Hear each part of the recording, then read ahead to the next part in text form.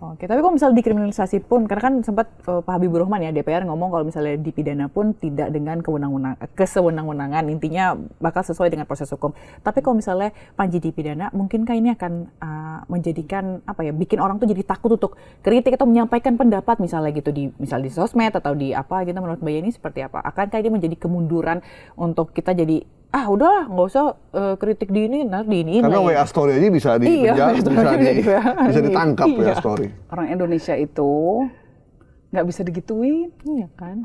Dulu kurang apa Orde Baru, bukan cuma ditangkap, diculik, toh tetap akan ada kritik, tetap akan ada demo, tetap akan ada letupan. Makin digituin, makin yang lain yang nanti nggak terima. Nggak terbendung jadinya. Nggak terbendung jadinya. Malah makin berontak makin lagi. ngamuk. Dan ngamuknya selalu rame-rame. Orang Indonesia kan nggak berani ketemu biasanya kan. Gitu ya. Jadi rame-rame. Nah kalau udah rame-rame, rusak semua. Ya, apa dibakar lah, segala macam dihancurkan. Kan ngeri jadi revolusi. Nah itu yang harus kita cegah. Makanya harus ada penyaluran-penyaluran tadi. Jadi pemerintah harusnya tidak usah represif ya, biarkan aja mereka. Panggil aja Panjinya. Maksudnya gimana Panji? Apa yang menjadi ini kamu misalnya? Oke. Lalu usulan kamu seperti apa sih? Itu nggak apa-apa. Itu kalau menurut saya. Nah, jadi dan memang gini ya. Pemerintah itu memang harus mendengarkan kritik. Kenapa? Karena ya pemerintah ini sedang mengemudi sebuah kapal besar yang kalau salah nakodanya keliru mengambil arah, ini bisa tenggelam semua kita. Ya. Saya dulu ketika pemilu tidak mendukung Pak Prabowo. Tetapi begitu Pak Prabowo ditetapkan sebagai Presiden Republik Indonesia, saya 100% mendukung beliau supaya sukses. Kenapa? Kesuksesan Pak Prabowo adalah kesuksesan Indonesia. Kegagalan Pak Prabowo adalah kesengsaraan rakyat Indonesia. Itu yang saya yakini. Salah kebijakan, sengsara rakyatnya. Nah, harus sukses pemerintah ini. Jadi kalau ada kesalahan atau ini bisa dikasih tahu, kita boleh harus, karena itulah hakikat mensukseskan bukan berarti menerima secara buta, menerima utuh-utuh semua, karena ada banyak hal yang juga harus dikritisi. Ya tadi kita harus mengatakan bahwa Pak di sana ada batu tuh, jangan lewat sana Pak, gitu. Tujuannya apa? Tujuannya agar selamat ini kapal besar Indonesia ini. Dan karena yang dibawa mandatnya ini besar.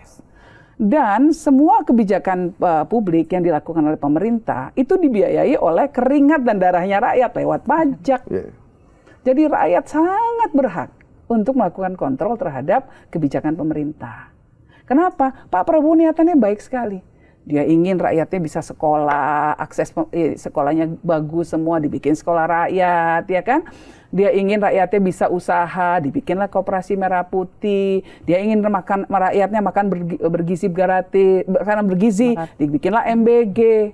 Nah, yang harus dicermati oleh Pak Prabowo adalah niatan yang baik ini, implementasi ke bawahnya baik juga apa enggak. Ini ketika dikritisi bahwa Pak, MBG di sana bikin keracunan, harus didengar. Pak, kebijakan Bapak, aparat keamanan jangan represif misalnya, ini harus didengar. Karena kalau enggak niatan yang baik, di bawahnya diterimanya berbeda, kasihan.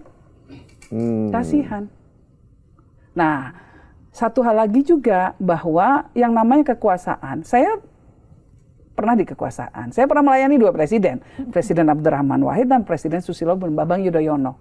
Saya cukup mengerti lah dinamika kekuasaan seperti apa. Saya pernah di belakang di istana, gitu. Tinggal di istana, rumahnya di istana, kurang apa gitulah ya.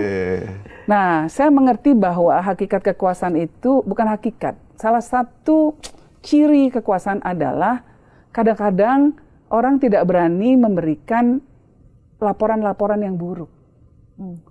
Jadi presiden, pemimpin itu banyak dikelilingi oleh orang-orang yang ABS.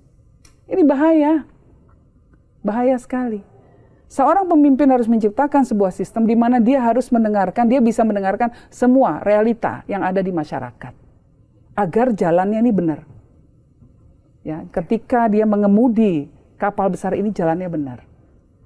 Jadi yang paling penting adalah kupingnya ini. Harus dipasang, harus bikin sistem. Dia harus bikin di mana-mana nih ada kabel-kabelnya di mana-mana. Karena nanti anak buahnya nggak berani ngomong. Nggak berani ngomong, memberikan laporan yang jelek. Laporan yang jelek biasanya itu untuk menyudutkan orang lain. Yaitu kan demo besar-besaran tuh karena ya situ Pak, pihak itu tuh mau melakukan provokasi. Musuh politik. Itu karena mau jatuhin Bapak. Seorang pemimpin harus mengerti, harus memahami bahwa kenapa rakyatnya bisa diprovokasi ya. Kenapa mereka begitu gelisah sehingga diprovokasi sedikit aja langsung menyala. Kalau rakyatnya sejahtera, kalau rakyatnya tenang, uangnya banyak, perutnya kenyang, bisa sekolah, masa depan dianggapnya cerah. Diprovokasi kayak gimana pun dia malah bilang apaan sih lu? Gue udah happy tuh gue enak. Kan gitu.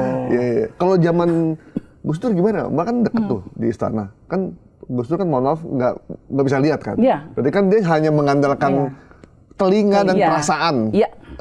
Nah itu gimana untuk menyortir bahwa ada laporan ABS, ada laporan yang benar-benar itu gimana? Ya, jadi waktu waktu zaman Gus Dur, saya mengambil peran sebagai orang yang membawa kabar buruk. Saya selalu mengatakan, iya Pak, tapi begini Pak, gitu. Berat banget. Pasti sebel lah. Pemimpin pasti sebel lah kalau dikasih kabar buruk, udah niatnya udah baik, tahu ada yang kabar buruk. Tetapi Bapak tahu bahwa niat saya adalah untuk jagain Bapak. Mungkin sebel, tapi didengerin.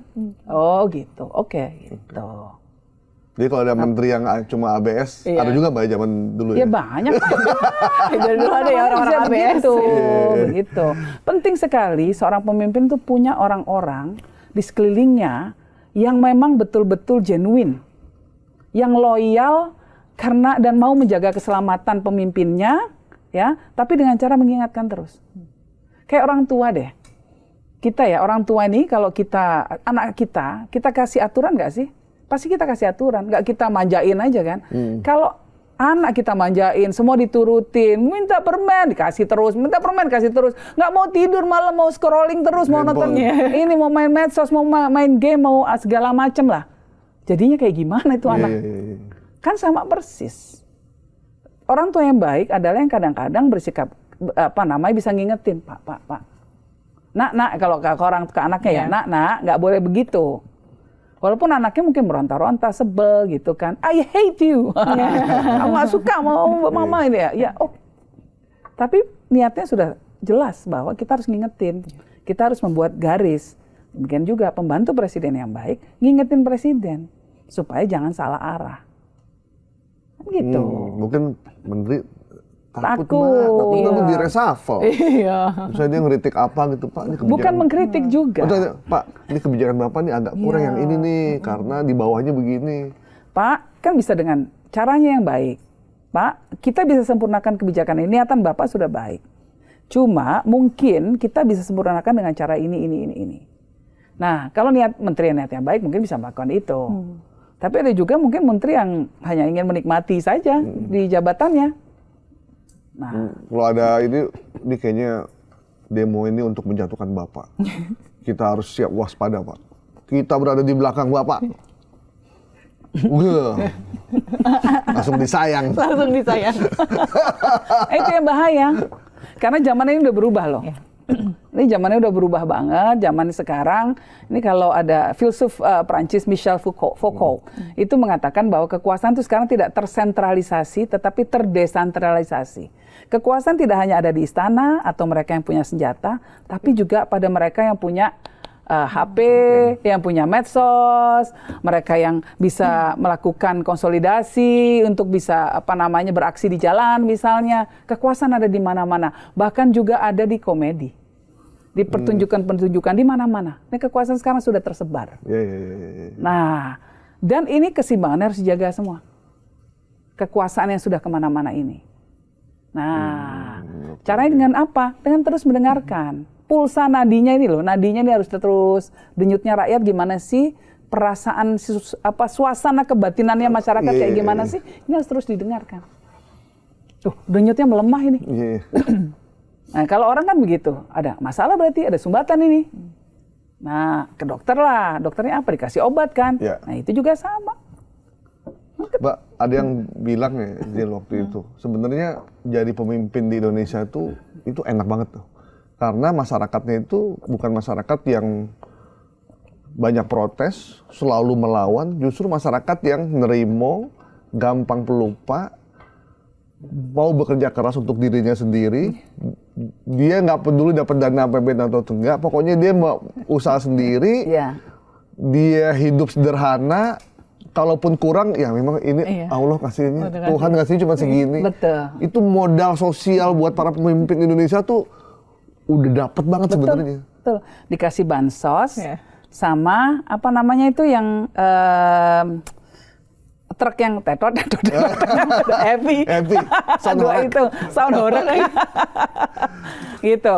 Nah, apa namanya, tetapi juga masyarakat kita, dengan threshold kepuasan yang sangat rendah.